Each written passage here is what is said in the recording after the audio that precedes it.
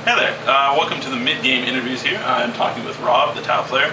So, as for deployment, I just want to touch on that really quick. How do you think, because in your last game, deployment kind of played a big role in your downfall. This game, I think it went a little better. So just what were your plans going into the deployment phase? Well, actually, the setup was one that sort of put buildings right in the middle, and the way the buildings were angled and the steps leading up to the buildings sort of made a nice little alcove that I could put a lot of my units into and then choose where to send them after deployment without having to worry about them getting shot before I knew where to put them. Yeah. Because I was deploying first, I had no idea where Simon was going to be putting his units, so it gave me sort of a chance, saving grace, if you will, to get them where they need to be.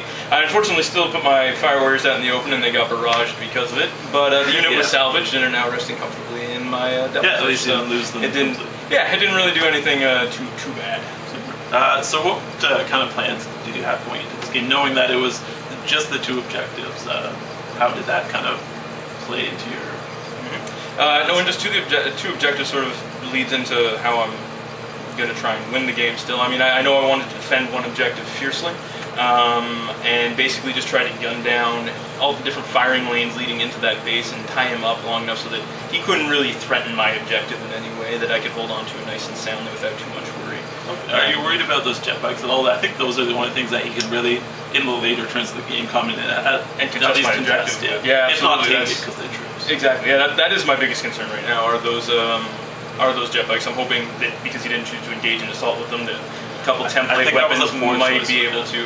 Well, to each his own. He thought he was making a good call. He was worried about the crisis commander taking a heavy toll. I think he's going to suffer more wounds and more death to that squad from shooting than he would have from assault there. Quite possibly. But I mean, you make the decisions as you see them as they come up, and you hope they're the right ones. But yeah, no, I mean, I'm hoping a couple template shots. If I get a couple more turns, I'll clear that up, and hopefully it won't be too much of an issue in the end.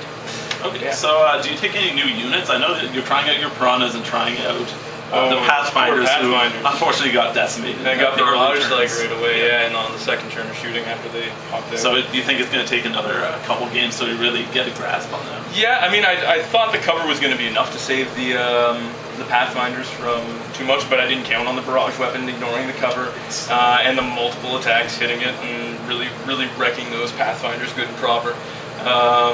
Just didn't see it coming, to be honest. But no, I mean, now I know why. I mean, Pathfinders are sort of a risky choice because they're very immobile, they're heavy, they sit around, they don't do too much. I'm going to try deploying them maybe a little bit more off-center next time and seeing if I can score some markers. Yeah, there. So, we're here with Simon. So first off, I just want to talk a little bit about deployment. How do you think that affected you in the early turns of the game? It was a little bit rough. My tanks ended up in an alright position, they just didn't do their job, which I guess is a problem with deployment. The Rangers kind of took a beating because of their deployment. I mean, it could have gone either way. Unfortunately, it did not go your way. Exactly, and I may have placed the Dire Avengers in the wrong spot. They were like the ones on this, like the ones that just took at these substance. Yes, like I didn't really know what I was doing with them. I was thinking about maybe moving them up, but then how good at shooting. Yeah. The Dark Reavers, I was almost surprised at how well they're doing. They're out in the open pretty much the whole game. Rob is leaving them alone for the most part, and they're reaping through all of his troops here. They're not really good anti-tank, but they're doing their job and just destroying a lot of Rob's stuff. Yeah, it's good. They have good range, and they have a low AP weapon and high strength, which is good at pretty much stopping anything. The barrage effect is helping me get the far off units. Those poor Pathfinders just never had the chance. Yeah. So what kind of plans do you have going into the game? Knowing that there were only the two objectives and that you had to, I mean, obviously break into Rob's deployment zone, or at least contest it with something. My real hope was early on to destroy the Hammerhead and take that out of the picture, which hasn't gone through yet. Yes. Yeah, you don't really have a lot of anti-tank stuff left. I'm not entirely sure what you're going to do about it. I'm hoping you have a plan. I'm hoping the Fire Prism survives Rob's turn and doesn't get shaken or stunned again. Yeah. I mean, even if it gets... if it gets weapon destroyed, that's not much help to you either. So, I hope, hopefully it just doesn't penetrate. Hopefully he rolls a 1 to hit or for strength. Yeah. So do you have any plans kind of going into the later turns of the game? Hopefully the jetbikes survive. If they can finish off that crisis commander, then that half the field's pretty much open to me. Do you think that it was a wise choice to not assault? Because You would have taken some wounds probably from assaulting him, but do you think you're going to take a little more wounds from sitting out in the open and being able to be shot at? I mean, he has the fire or the railgun that will probably drop the big blast on you, and then he has the commander himself. Do you think you'll suffer more wounds from that than you would have in assault? But if he drops the big blast on my... Then the fire prism only be... Yeah, exactly. The fire prism has its turn, so we can't blast it. And the crisis commander only has 3 shots. Yeah. I've got a 3+ armor save, so I get my save on the pulse rate. I don't know. I think on the missile pod. On the missile pod. So that's the 2 one. So hopefully I can save the 3+ save on that, and then if I die from the plasma, I still don't have to take Marathons for that. So and then I have my shooting check. So from the new units that you took in this game, the jet bikes and the fire prism, do you think that they're acting effectively? Do you think they're doing their job and making up their points? Yeah, the jet bikes, I've heard that they're doing good, and I'm actually using them, and they actually are pretty good. Yeah, I was almost surprised. They they destroyed those crisis suits, more than the Dark Reapers or anything else I've been able to do in this game. The fire prism, I know they're good, it's just bad luck of the draw for today. Yeah, unfortunately it's a big target sitting out right now in the open.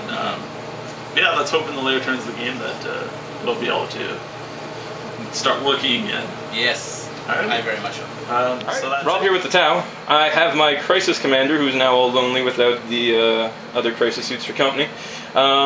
Jumped out to this region and fired at the Eldar jet bikes that were currently residing in this area amongst the paint. They're no longer there, but not just in part because of the commander, but because of these units over here, actually. Had my Hammerhead drop down. He was the real star of taking out those jet bikes, and dropping a railgun submunitions pie plate, taking out several of them, the burst cannons firing in 6 shots, removing the rest. Actually, not removing the rest were actually cleaned up by the Crisis Commander. In the interim between those 2 shootings, these gun drones, trying to do something, shot at the jet bikes, didn't really do a whole lot. They hit, they wounded, armor saved, nothing really major. My Fire Warriors in this vicinity over here, they're just sitting down on their objective. They're not going anywhere. They're going to stay there for the rest of the game. My Piranha's sitting pretty, just like Fire Warriors. Now over here, a little bit of action. I moved my Devilfish, my Warfish, a little bit, just to give me an angle on, and with both my weapons, on this group over here of the, the Dark Reapers, and I wounded one of them again. They're being very, very difficult to take out. I dropped my Fire Warriors out, and took out the Pathfinders that were sitting right here, the Eldar Pathfinders that were sitting right there. And that was my turn. Alright, so the first time my Fire Prism is not shaken or stunned. It managed to hit the Hammerhead with its focus beam, but it did not penetrate, exactly. The Dark Reapers today continue their Fire Warrior killing field, killing 4 of them, and causing the other 3 to fall back. The Dire Avengers holding their objective. Farseer comes out around the corner, throws his spear, and stuns the Devilfish, which is kind of cool. And my Dire Avengers are kind of running their way up the field, and hope they're going to get within contest range, but they're probably not, but we'll see how it goes. I've had my Crisis Suit Commander jump out, take a pot shot at that. Again, shaking it again. My gun drones moved up 12 inches, and their jump, shoot, jump. I had my Hammerhead relocate from on the other side, just here, up to here, and then help to destroy the squad of Dire Avengers that were still 5 strong at the time that were here. Aided in destroying them by these Fire Warriors here that actually managed to make their leadership test and prevent themselves from falling back from the second time in the game. Devilfish did nothing because he was stunned. Oh, and my Piranhas actually came out of the trenches and attacked the Dark Reaper squad, killing 2 of them. Alright, so Fire Prism stunned his turn, did nothing. I moved my Dire Avengers and Farseer back around the corner a little bit. Farseer guided the Exarch Dark Reaper, who did his job pretty good. He barraged Tempest Launcher. The squad of Fire was guarding Rob's objective, which are behind his Hammerhead on the other side of the field. He managed to hit dead on with all of his shots and killed all of them. Got 12 wounds, finished them off, and we're seeing to end the game.